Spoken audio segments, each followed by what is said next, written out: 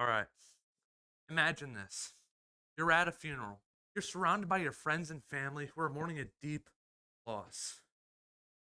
The weight of the air is so heavy that you can feel it. Just when you think that there's no way that hope and joy can be seen in a place like this, someone steps forth. It's they have a familiar face who seems out of place through the grief. They don't offer they don't offer empty words, but instead they offer words that they remind everyone that even in the darkest moments, there's a glimmer of hope and joy waiting to break through. I once heard a quote that says, "Sometimes the greatest miracles happen not in the absence of pain, but in the presence of hope." Now, for Mary and Martha, this wasn't imagination, this was reality. When Jesus is coming back from Galilee, when he hears from friends of Mary and Martha that Lazarus is ill and is going to die. Now, Lazarus tells them that this death will not, or this illness will not lead to death, that it will glorify God, and that it will glorify the Son of God. I need to dirty. Yeah. Sorry. Now, Jesus was talking about Lazarus' death, and I skipped a part there. I don't think I can restart here. So our dear friend Lazarus has gone to rest, and we have to wake him up.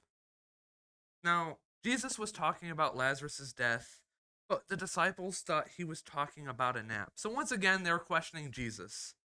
Now, Jesus corrects them, saying, Lazarus has died, and for your sake, I'm glad I wasn't there, so that you may believe. Now, when Jesus finally made it to Bethany, the hometown of Lazarus, he found out that Lazarus had been buried and dead for 4 whole days. Now, Mary, when she heard that Jesus finally made it to Bethany, she runs up to him saying, Lord, if you had been here, my brother Lazarus would still be alive. But whatever you ask from God, he will give to you. Now, Jesus then tells her, your brother will rise again. Now, Martha is kind of questioning this at this point, and she says, yeah, I know. He will rise again with you at the last day. Now, Jesus then says to her, I am the resurrection and I am the life. Though he may have died, he lives through me. And anyone who lives through me will never die. Do you believe this? Now, Mary says, yes, Lord, I believe that you are the Christ and that you were sent by God to walk with us.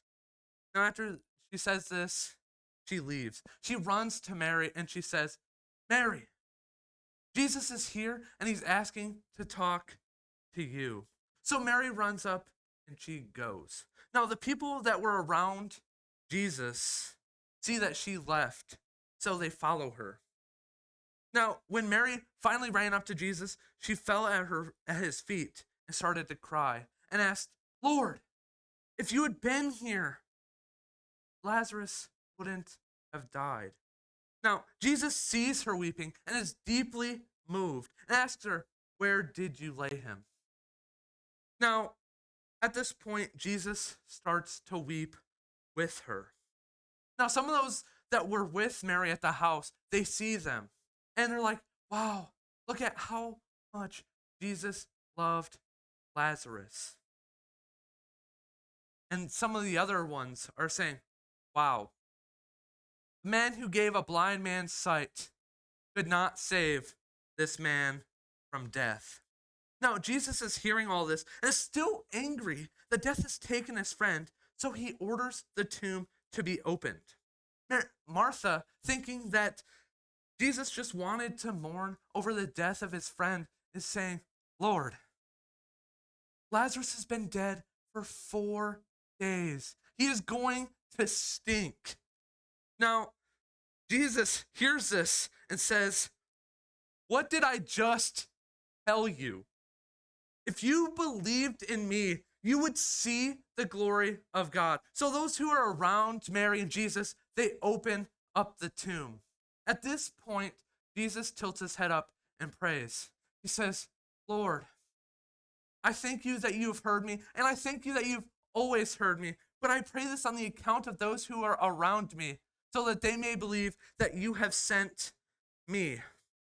Not even skipping a beat, Jesus screams into the tomb, saying, "Lazarus, come forth." Now, Lazarus is still wrapped in the cloth that he was buried in, but he comes forward. Jesus then orders the people, saying, "Unwrap this man and let him go." Now, this story is found in the Gospel of John. See, the interesting thing about John's Gospel is that it focuses on the divinity of Christ. John emphasizes Jesus' signs, his teachings, and his deep personal relationships, which is very important to this story.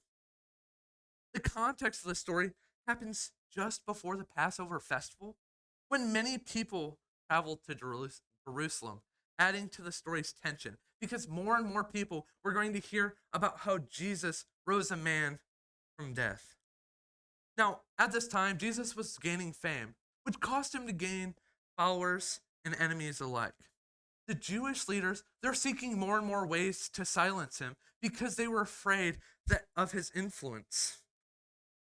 The story of Lazarus intensifies plots against Jesus because when people heard the story, they started to believe, which ended up paving the way to the eventual crucifixion. The death of Lazarus even throws his sisters into despair and tests their faith in Jesus. This is because both Mary and Martha are expressing severe emotions, which leads them to question both Jesus' timings and intentions. They doubted Jesus because they knew that he waited 2 whole days before his visit. That's why both of them asked why he wasn't there sooner. Because if he was there sooner, Lazarus would still be alive. But Jesus doesn't pay any attention. Jesus is filled with sorrow to the point where he weeps with them. Jesus is so angry at the tomb that he doesn't ask for it to be opened, he orders it to be opened. And he even yells at a dead man to come from a tomb. I don't know if you, I'm just saying, I've never yelled at a dead man before, but it'd be weird if I did. Now, to everyone's astonishment, Lazarus emerges. He is alive and restored. This miraculous act not only demonstrates Jesus' authority over death, but also brings joy and relief over a time of loss and grief. Jesus has the power to restore life, and he uses it to restore us. Jesus restores our faith even in our darkest moments. He uses it to restore Lazarus back to life, just as he can restore you in times of uncertainty. Jesus restores in times of loss. During times of loss, we often see ourselves overwhelmed by grief and despair. But throughout Scripture, Jesus shares a message of hope and restoration. When we share our burdens and pains with Jesus, he doesn't just run away, but instead, he steps into our pain and sorrow in order to give us joy and comfort. Jesus understands our feelings of loss, but he shares that loss is not the end of the story, but is merely just a new chapter. Now, as a student in Michigan during this time, this story kind of hits my heart. In 2022, there was a school shooting at Oxford High School where 4 students were sadly killed, and the lives of several others were ruined. The community was struck with grief as the future of the students, as well as anyone involved, were destroyed. However, during the pain of loss, the community came together. People from all walks of life not only came together to support a damaged community, but came together to help each other. The people of not only Oxford, but the entire state of Michigan came together to make Oxford stronger than ever. Through this effort, Oxford not only began to heal, but emerged stronger than ever before. The community learned to embrace one another, creating bonds with each other. Now, in our own experiences of loss, whether it's the death of a loved one, the end of a relationship, or even a missed opportunity, ask yourself, how can I invite Jesus into my pain? He desires to walk alongside us, to comfort us, and to restore our hope.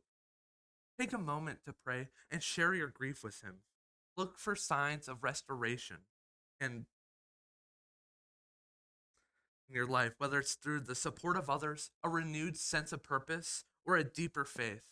Remember, even in your darkest moments, Jesus is there to offer renewal, and he is ready to bring forth new life and healing. Jesus restores in times of doubt. In times when our faith is shaky and our confidence in Jesus wavers, it's easy to feel isolated and lost. Doubts can arise from life's challenges, unanswered prayers, or the weight of our circumstances in our day to day life. However, Jesus meets us in our uncertainty.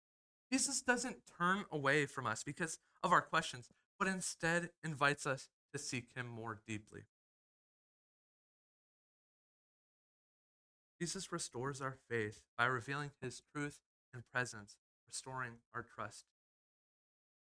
Now, one of my favorite things to watch on TV is Harry Potter. Whether it's the spells or the plots, it is super interesting to watch. But the story of the creator of Harry Potter, J.K. Rowling, is a moving story about how through doubts and fears, we can still make something big.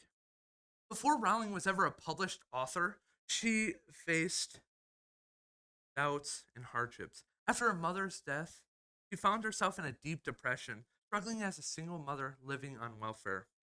Now, during this time, she often doubted her ability to succeed as a writer.